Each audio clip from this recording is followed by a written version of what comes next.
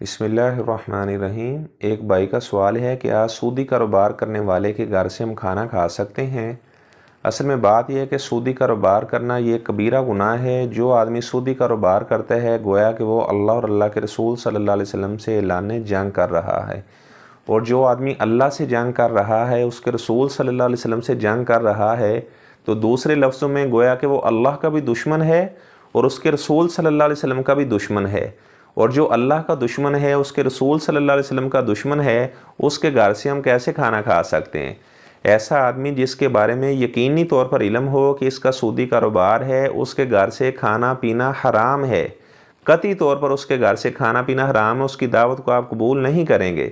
ایسی رقم سے خریدی گئی جو بھی چیز ہوگی اس کا کھانا پینا حرام ہوگا۔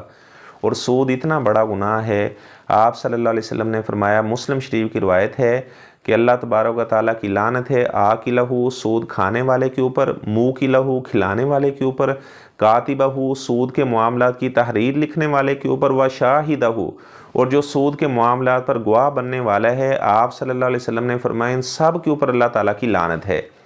اور آپ نے فرمایا کہ سود کے 70 درجے ہیں، یہ سنن ابن ماجہ کی صحیح سند کے ساتھ روایت ہے۔ آپ نے فرمایا کہ سود کے 70 درجے ہیں، سب سے چھوٹا درجہ یہ ہے کوئی آدمی اپنی ماں سے بدکاری کرے۔ اور یہ بات بھی ذہن نشین کر لیں، جو آدمی بھی سودی معاملات میں ملوث ہوتا ہے، سودی کاروبار کرتا ہے، اس کے گھر میں کبھی بھی خوشحالی نہیں آ سکتی۔ وہ ہمیشہ آپ کو شکوہ کرتا ہی نظر آئے گا، وہ کبھی خوشحال نہیں ہو سکتا، اس کی زندگی میں کبھی بھی سکون اور اطمینان نہیں آ سکتا۔ اللہ تعالیٰ اس کے چہرے کی رونق چھین لیتے ہیں، اور کبھی خود بیمار ہو گیا، کبھی بیٹا بیمار ہو گیا، کبھی بیوی بیمار ہو گئی، کبھی کسی نے مقدمہ کر دیا، تو وہ ساری زندگی اسی طرح تنگ دستی میں گزار دیتا ہے۔